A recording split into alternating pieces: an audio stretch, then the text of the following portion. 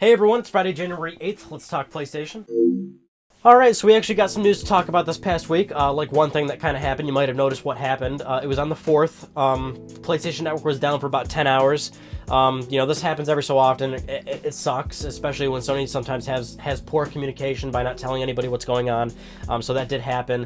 The one little upside, which is that they have done this before, Sony has done this before, is that they're extending all your accounts for whatever sort of service you're buying on PSN, whether it's PlayStation Plus or PS Now or one of your video rentals. Maybe they're extending that by a day, basically, so you're making up all that time that you lost from the network being down. So they have done that before. Whenever the network does go down, which it does sometimes. We have this conversation every single time, which is that PSN is sometimes really shitty, so it needs to stop doing stuff like this. But again, if they're going to do something like this, at least they'll kind of pay it forward a little bit and give it back to the consumer. Anyway, going back to our 2016 predictions video, something that I predicted has already kind of moving forward a little bit, which is that PlayStation Now, Sony's adding more titles to the service already. They added 40 new games recently, all PlayStation 3 exclusive. So they added, whether it was Uncharted, they also added God of War, The Unfinished Swan, Heavenly Sword, just a bunch of new games. Now bringing the service up to 300 games, I believe, a little bit over 300 games in the service. So that's good. Again, adding more value to it. And there's only a week left to get that little limited price thing, basically, where you can pay $100 up front for a full year of the service, which again, pretty good value if you do want to give PS Now a try. I was going to say PS Plus, but PS Now. There's so much PlayStation. All right, now it's time to talk some Sony numbers, and every time we talk Sony numbers, it's usually very, very good, and this one's no different. Sony had a really good holiday season, so they announced that they sold 5.7 million PlayStation 4s, and now for a grand total of 35.9 million PlayStation 4s, which is insane. They also announced that PlayStation Plus subscriptions for 2015, for the holiday season, I believe, were 60% higher than what they were at the same time frame last year. So once again, talking numbers, it's good. PlayStation 4 is still doing well. Now let's talk about a new trademark Sony filed. Every so often, Sony will do this, and more often than not, trademarks kind of give us an idea of what Sony's doing in the future. So they made a new trademark for Days Gone. It's what it's called. It's classified as video game software, so that's why we're talking about it. And they filed it just recently, December 28th. And that's pretty much it. I mean, trademarks, there's nothing really we can talk about other than the fact that it's a thing. Sony's a multi-billion-dollar corporation. They make trademarks because they're probably going to do something with it at some point. It doesn't guarantee that we'll see something like this, but we know that Sony has all these first-party developers, and there's a few studios where we don't know what they're doing. So, Sony Bend, maybe? You don't really know. So we're just going to have to wait and see what this one's actually going to turn out to be. If there's anything that can be said about the trademark, is that most of the time when Sony does have trademark for video game software, we end up actually seeing it. Killstrain, Bloodborne, Guns Up. I mean, these are all trademarks that made headlines, and they did actually come into fruition. So because they were a real project, so this probably will be something that we'll see soon, hopefully. All right, let's do our little headline story for the week. PlayStation VR, just VR in general. There's a lot of things going on recently with VR. It is 2016, and we're finally going to be seeing the release of a lot of VR headsets, of course, namely PlayStation VR and Oculus Rift, and that's kind of what's in the news recently. So if you did not know, Oculus Rift got their basically made their formal announcement of the consumer version of Rift, which is going to be $600 US. Basically, it's going to be shipping very soon. Pre-orders are already kind of filling up for that device, and now that it's pushed back to April for people that place a pre-order for it right now. And again, $600 is a lot of money, and that's just you getting Oculus Rift itself, the actual headset, and you get an Xbox One controller. That's also not including the fact that you need a somewhat decent gaming rig to run whatever games you want to run with Oculus Rift, basically. So there's that little thing going on, and then there's also this little headline that's going around, this research analysis data place called what's it called? Super Data Research, the company is called, and they did like any other research firm, they kind of are predicting what they think PlayStation VR is going to be priced at and how it's going to do. They're saying it's going to be priced around $400 to $600, which is somewhat close to Oculus Rift. And they're also saying that within 2016, they predict Sony will sell 1.9 million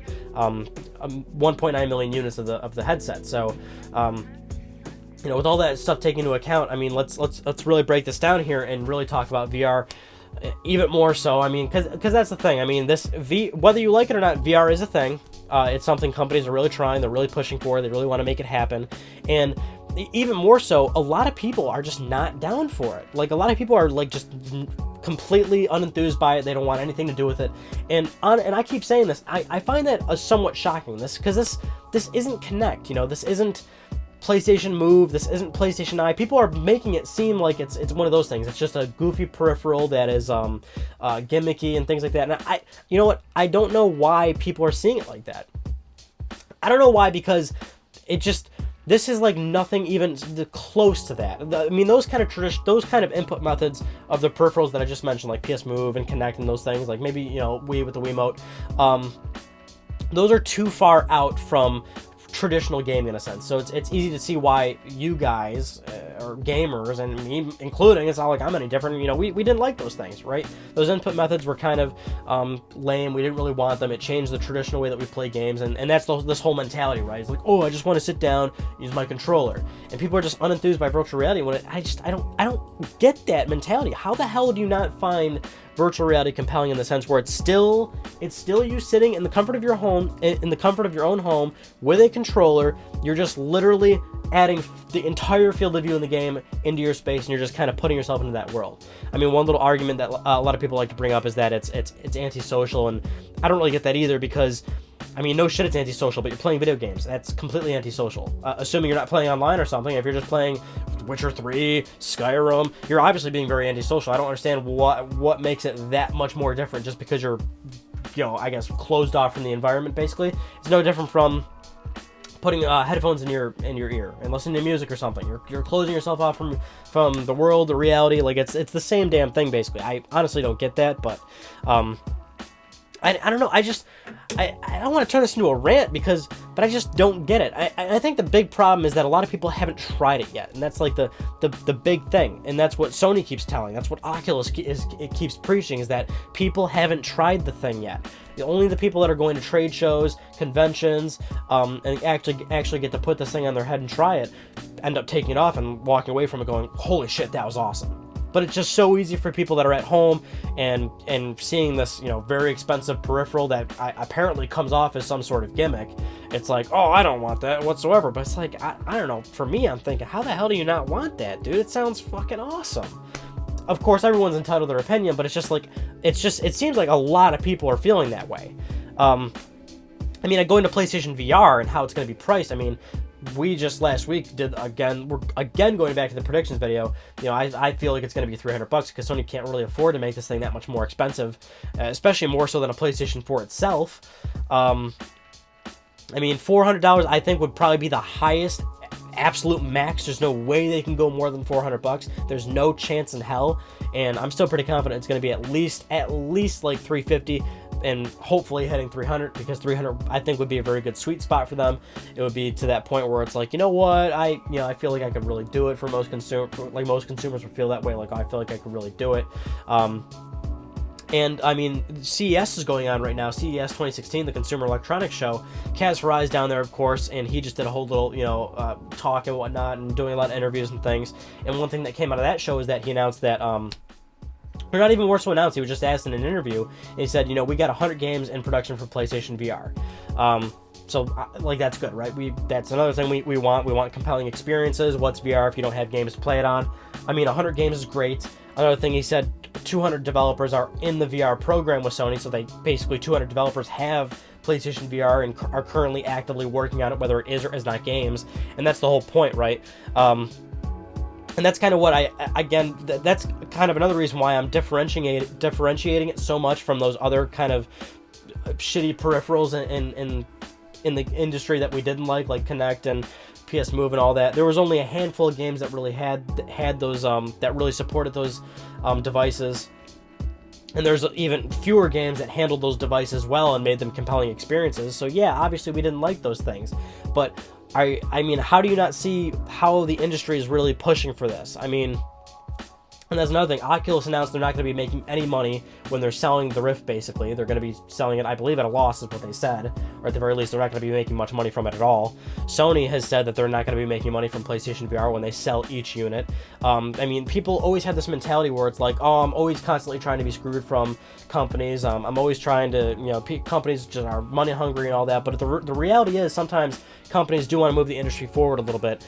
And that's the thing. I mean, yes, they're money hungry. They're money hungry in a sense where, like, they want to create a compelling experience, but they have to do it now, and they have to do it at a loss for the potential gains in the future, which is something a lot of people also say about VR, is that a lot of these companies that are jumping onto it now are smart, because at some point VR will kind of be a real thing, and the market will be ready for it in a larger sense, and the companies that started it early already have all this R&D done, they already have all the components done, they can build upon their early versions of VR and just make it better and better and better, and have a jump start, and all these other companies that will probably start working on it once VR is successful. But that's what I'm saying, right? VR is obviously in a much bigger place than any other like goofy little peripheral that you've had some sort of transgressions against.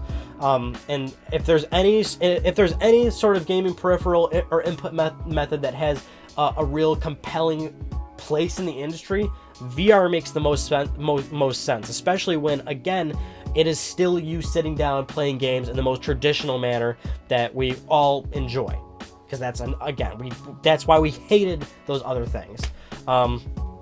You know, I had a Wii. I enjoyed my Wii for a little bit and all the motion gaming and all that. We actually had a great library of games for the entire life cycle it had. You know, I used my PlayStation Move maybe a handful of times. Had a few iToy games. Those were kind of fun. Kinect I didn't really have much of either. But it's like, yeah, I would assume that's most people's stories with those games. That maybe we had one or two of them for our corresponding consoles, but we didn't really do much with them. I don't see virtual reality as one of those things. I think it's the most promising one. I'm not saying it's going to be super successful. I still have a lot of reservations against how it will do, because the big problem is, from a development standpoint, you need compelling games for it, and the games need to be sustainable in terms of units sold, in regards to, it goes into a whole businessy thing. I'm more concerned of how it will do in terms of being a sustainable business, but in terms of it being something that's compelling, I feel like it's absolutely there. But I'm gonna stop ranting like crazy, and I guess this is like a really good forum for me asking, like, what do you all think? So by all means, write in the comments what you all think. Anyway, those are just some of the news stories I want to talk about with you guys this week. The Ryan on Gaming topic for this past week was the key success to a console. Somebody asked me, Ryan, what makes a console great, timeless, a fantastic piece of hardware? That's what that conversation is about. Check it out. And then we got our Sly Cooper Let's Play that's still going on. Going great. That game's so awesome. Love Sly Cooper. I love me some Sly Cooper. I love me some raccoon. I don't know if you know that. I'm not like I'm eating raccoon. Some people do that. Some people do eat raccoons. I don't advise that whatsoever, but I do like me some Sly Cooper.